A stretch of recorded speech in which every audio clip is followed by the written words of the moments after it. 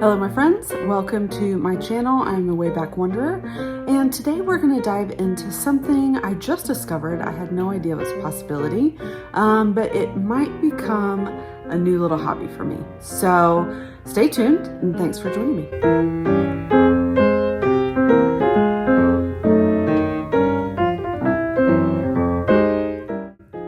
So a little backstory how I got into this. My husband's grandmother was a Holocaust survivor, and she immigrated to the United States in the early 50s. She married an American soldier and came over here, set up a life, all of that, but she never really talked about her past very much, just little bits and pieces, and there's a ton we don't know about her. We don't know her maiden name, we don't know much about her family, we don't know who they were. And so over the past few years, I've been on a journey to kind of investigate this part of the family tree a little more and see what I can find out, as there's kind of we're in an era where there's starting to be new information and records released and things like that. So I recently found some new documents, and I've kind of picked up the search again, and it led me to the United States, the National Archives.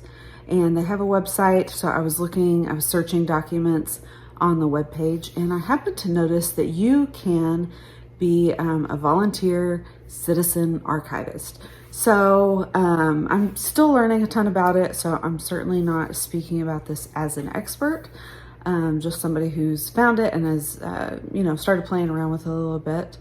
And so you get on their website and you sign up for an account, and I'll walk you through in a minute, but there's all these images that have been scanned in, letters, documents, certificates, all kinds of stuff that have been scanned into the National Archives, but have not been transcribed so that it's searchable through the website, through the internet, things like that.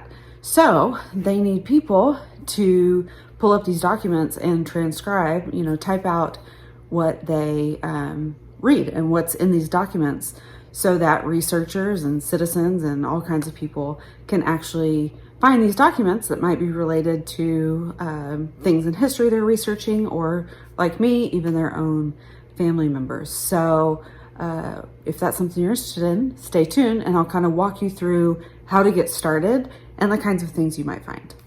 Okay, to start off, you are going to go to catalog.archives.com. This is the website of the National Archives, and down there in the left corner you're going to click Citizen Archivists. Here is the whole dashboard, and there's a ton of stuff on this page. I haven't even begun to get into it to see what all it has, but there's forums, but most notably there is a spot to register. And then if you're not sure where to start, there's missions they have set up that you can get involved in, kind of by topics. So you can see here, there's Revolutionary War, there's UFOs, African American patriots, inmate case files, all kinds of stuff from different points in history. So this is a really interesting page to go through. There's World War II oral histories. That is kind of the era that I've been researching in. But there's also Chinese heritage, census transcriptions, all kinds of stuff, all very important. And then down at the bottom, you can choose kind of by your level. There's beginner, intermediate, and then down at the bottom is advanced. So there are a lot of ways you can choose the things that you work on, and you're not kind of given an assignment.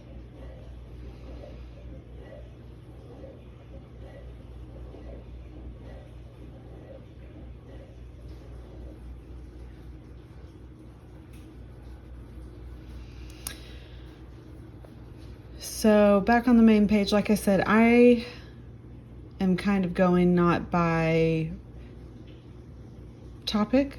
I'm doing research. That's kind of how I found this. So I am searching different research topics, and then as I come across things, I might open them up and do a little transcribing or try to take care of most of that catalog.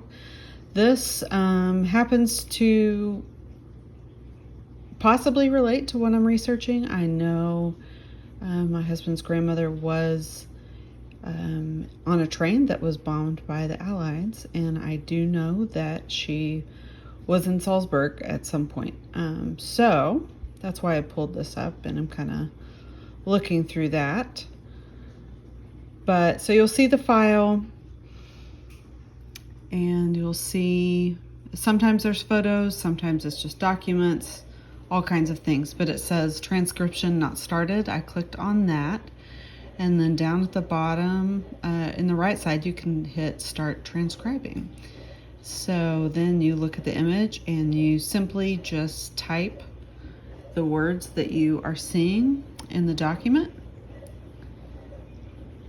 and you're going to type everything that you can, whether it's typed, whether it's written in handwriting. So that's what I'm going to do here. Thankfully, this is a document that is not very long. It doesn't have a ton of wording, so it just takes a minute here.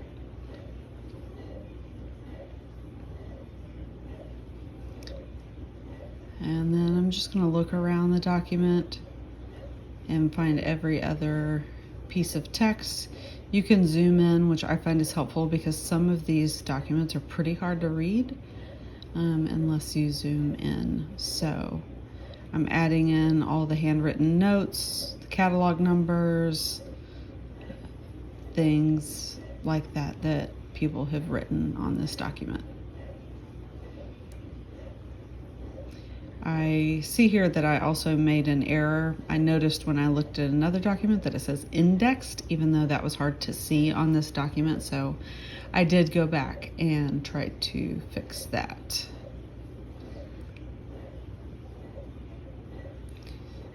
And as I understand it, errors, you should try to avoid them, but they're not the end of the world.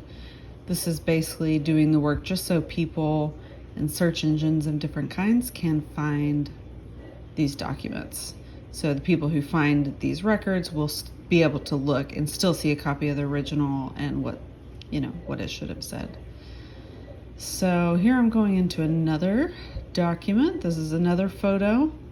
Again, they're not all photos, but I think they're pretty interesting.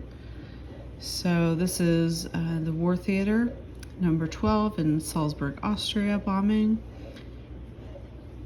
So as you can see, I'm having to zoom in quite a bit on this to be able to see all of the text. But it's so interesting, the stuff you get to see while you are doing this. It's really cool. This is kind of looking down on Salzburg. And then you can see there's a second page that also has text. So each image, each document has to be transcribed on its own. So I'm gonna go ahead and do this one real quick. This is the back, and then I'll go back to the front. It says, a formation of consolidated B-24s of Major General Nathan F. Twining's U.S. Army 15th Air Force thunders over the railway yards at Salzburg, Austria. The smoke created by their bombs singles with that from enemies' many smudge pots.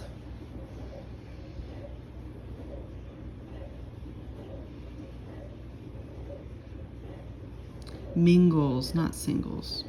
That's right.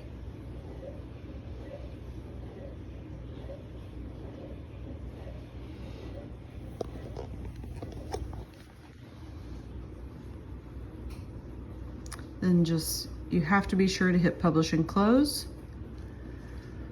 so it'll save what you've typed. Now I'm going to go back to the first page and transcribe. Remember, you just hit start transcribing. And type in the text.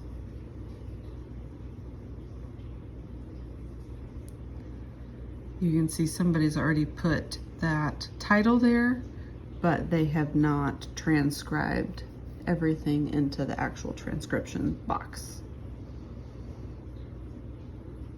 They also encourage you to add tags, as you can see kind of there in the middle of the screen. So creating tags that will help people find the research information they're looking for.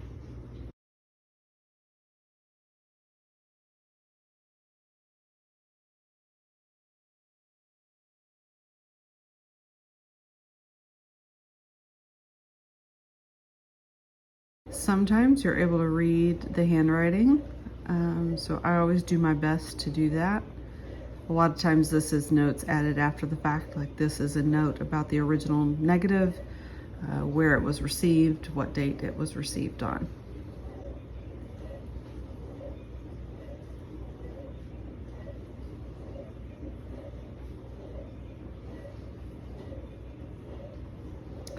I just want to look it over.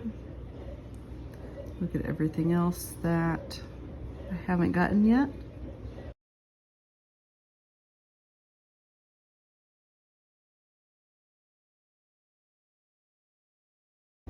Now hit publish and close. There we go. Now it's saved and you can go on to the next task.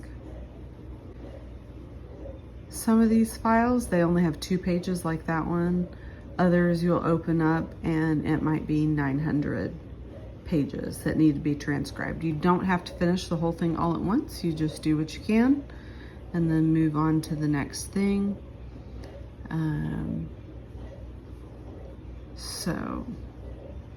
And you can do as much as you want or as little as you want, but you will have done your part to help researchers and future generations access information that right now is extremely difficult and cumbersome to access. And ultimately, as all these documents are transcribed, the world will have more access to them, and that will be pretty cool. Okay, so that was a very preliminary overview of what that looks like and kind of how you can just get started. You know, be sure and set up your account. And like I said, you can go through those missions and find a mission that interests you, whether it's UFOs or Revolutionary War or whatever it is. And then, or you can just search. If there's something you're already kind of researching and wanting to know more about, then you can use the search bar to try to find documents and then kind of transcribe as you're reading and researching, which is kind of the way I'm doing it right now. But I hope to put out some more videos where you can kind of join me on this journey as we learn more about this together and find more things, and it should be really fun and interesting. Don't forget to hit like on this video and subscribe if you'd like to see more content like this, and I'll see you soon.